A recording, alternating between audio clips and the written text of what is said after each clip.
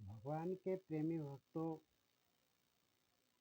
एवं श्रद्धामती माताओं और बहनों, आज हम ये जानने की प्रयास करेंगे कि इस संसार में आने का कारण क्या है, हमारे जीने का कारण क्या है। आज हम उस विषय पर चर्चा करें।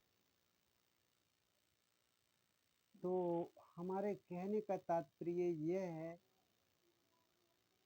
ये संसार एक प्राइमरी पाठशाला है और इस प्राइमरी पाठशाला में हम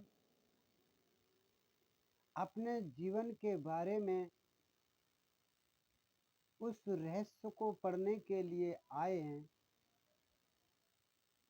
जिसके लिए देवता भी उस रहस्य को समझने में असमर्थ रहते।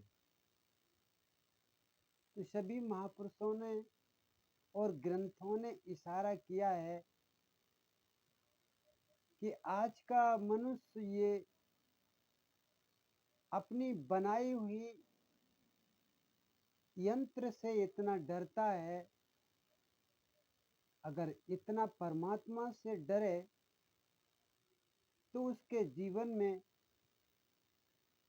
सुकून और शांति उसे अनायास ही वरण कर लेगी। जैसे हम अभी देखते हैं कि कहीं पर मार्केट में या कहीं ऑफिस में किसी कार्यालय में लिखा होता है कि आप कैमरे की निगरानी में हैं, अपने आप को संभाल के रखें। तो हम उन अक्षरों को पढ़ कर के अपने आप को संभाल लेते हैं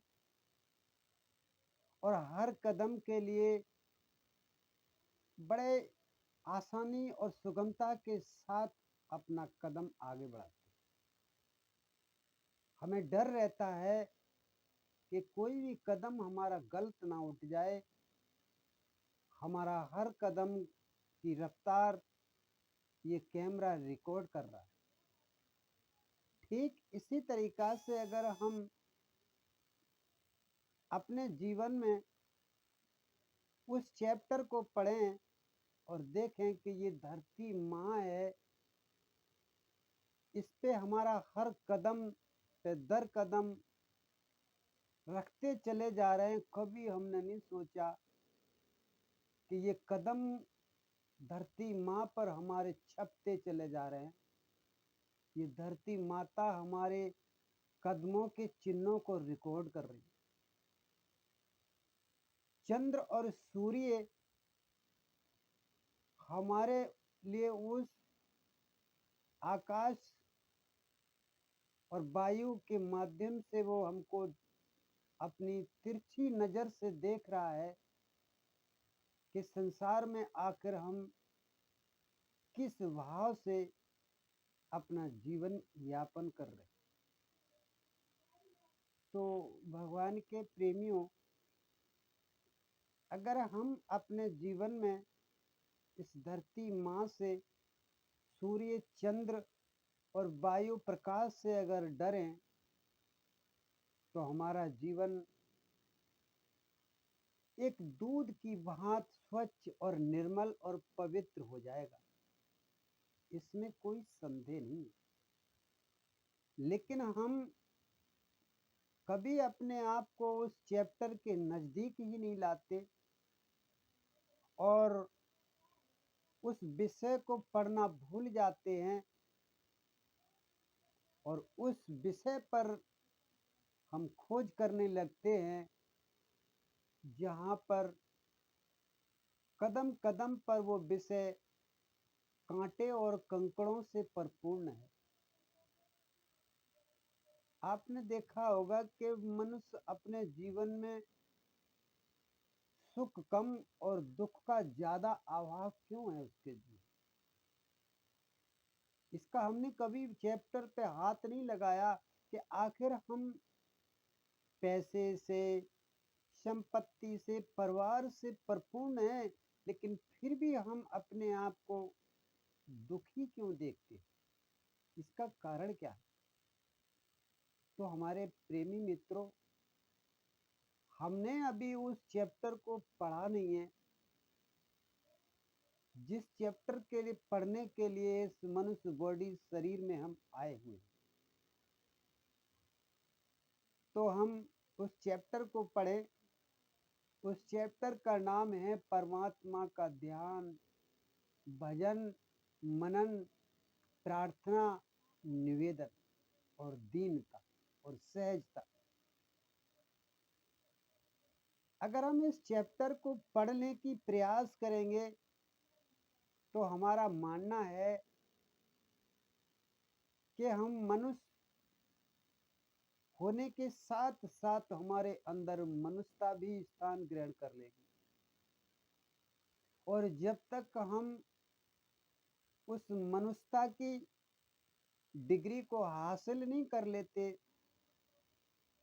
तब तक ये मनुष्य वर्दी हमारे लिए कोई वो विशेष लाभ नहीं पहुंचा सकती जो इसका महत्व बड़े ही महापुरुषों ने और ग्रंथों ने इसको दर्शाया है और कहा है ये मनुष्य शरीर परमात्मा से मिलने का एक वाहन है, एक बहुत सुंदर रथ है।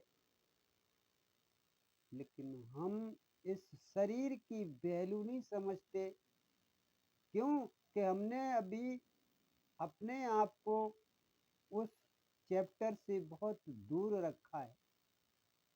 कभी हम डरे ही नहीं कि संसार में हमारा कदम किस स्थान पर गिर रहा है। तो भगवान के प्रेमियों,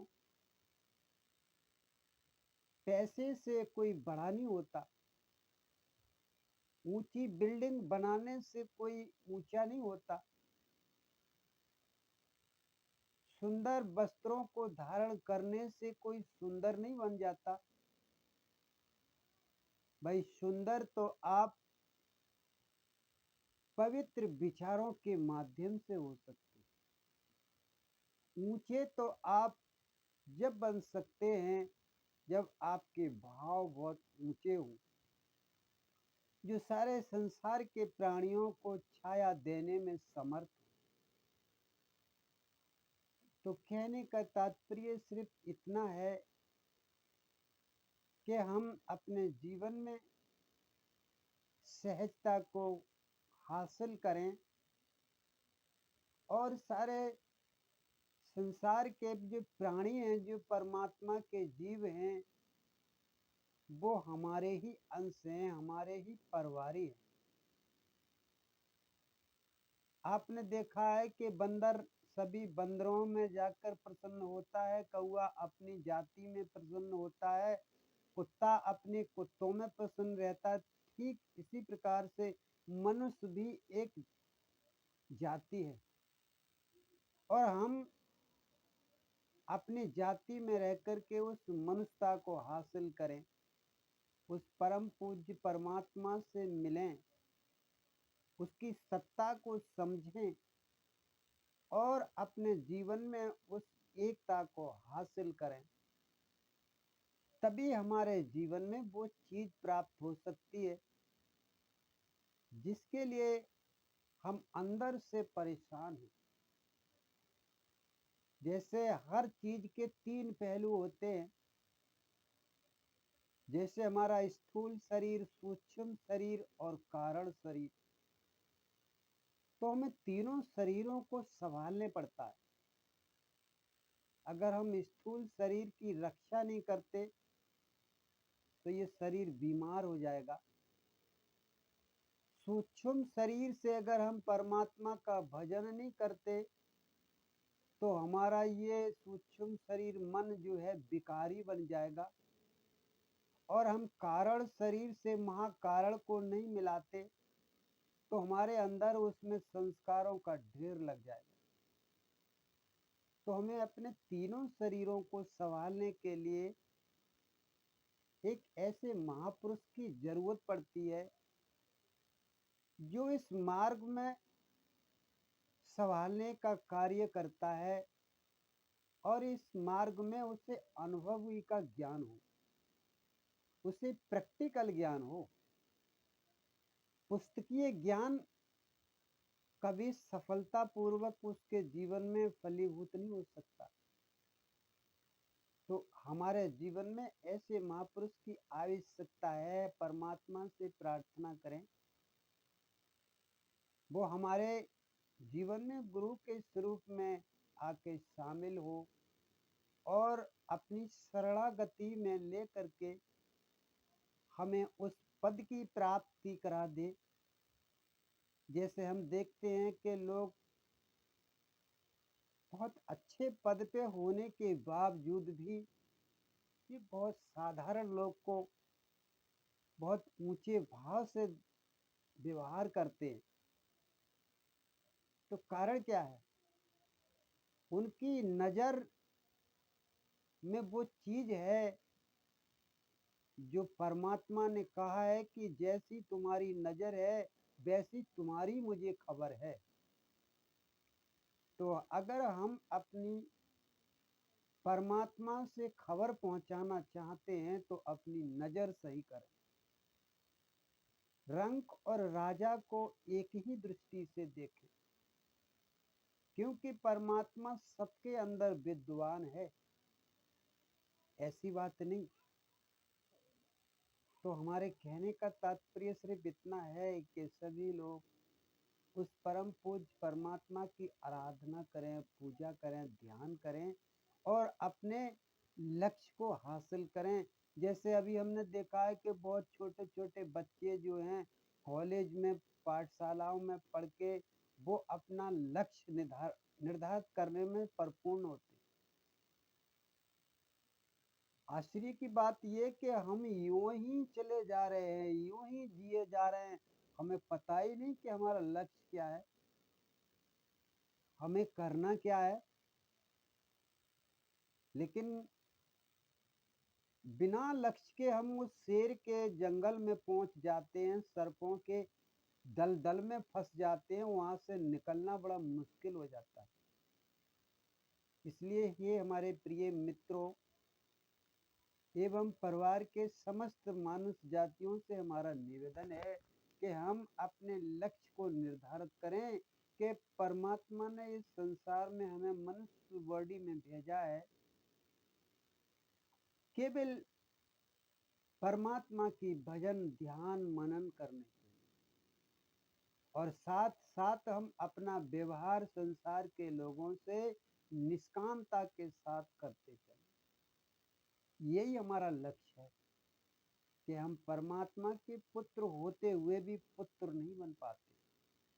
तो परमात्मा के भक्त बने, उनके दास बने, बस यही हमारी आपसे सभी गुजारिश है।